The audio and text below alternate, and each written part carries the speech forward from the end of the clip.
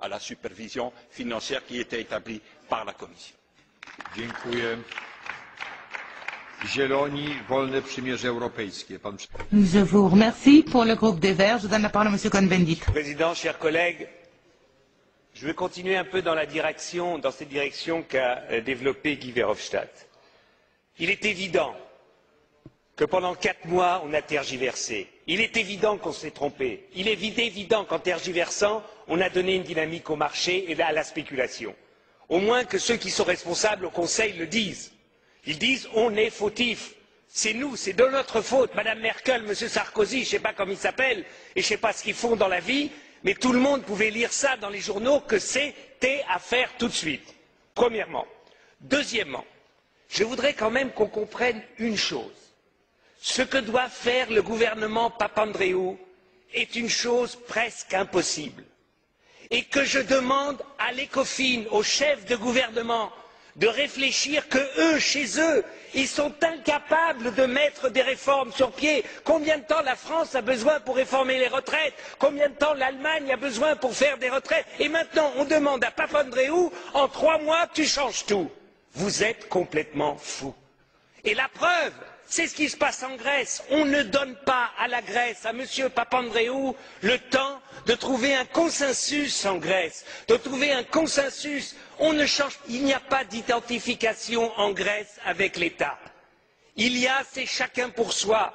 On peut le regretter, la responsabilité est partagée par des dizaines d'années de pratiques, de corruption des politiques en Grèce, mais il faut créer une cohésion. Il faut le faire, ça se ne décrète pas. Et vous allez voir en Espagne, si vous avez des problèmes, comment ça va se faire. Et ils vont voir au Portugal, s'il y a des problèmes, comment ça va se faire. Monsieur Barroso en sait quelque chose parce qu'il a perdu des élections comme ça.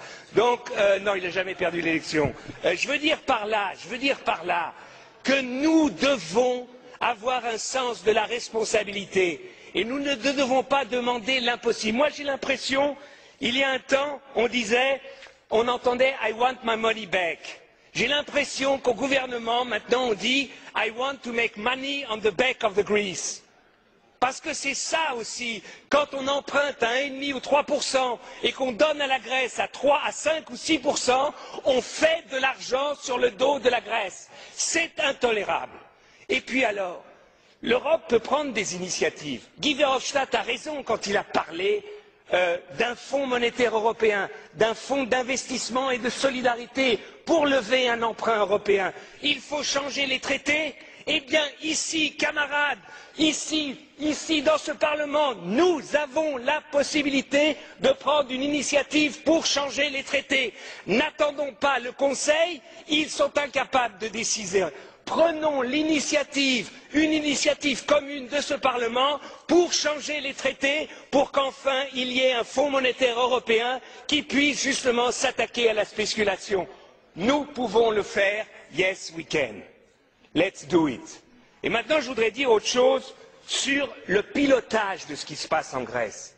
Je demande à la Commission d'associer la DG Emploi au pilotage, pour qu'on mesure aussi ce qui se passe en Grèce. Et je demande au Conseil de dire au FMI d'associer le Bureau international du travail au pilotage de ce qui se passe en Grèce. Parce que ce sont des êtres humains, il y a des problèmes d'emploi, il y a des salariés, et je trouve que ce n'est pas seulement la finance qui doit dicter, mais aussi la sécurité et les bureaux internationaux du travail ou la DG Emploi seraient un correctif à la folie des fois de ceux qui ne décident que sur la finance.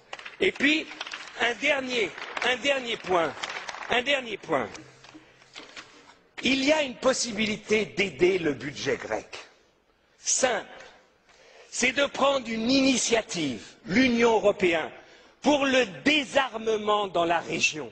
C'est-à-dire une initiative politique, Grèce, Turquie, pour le désarmement. C'est-à-dire une initiative politique que les troupes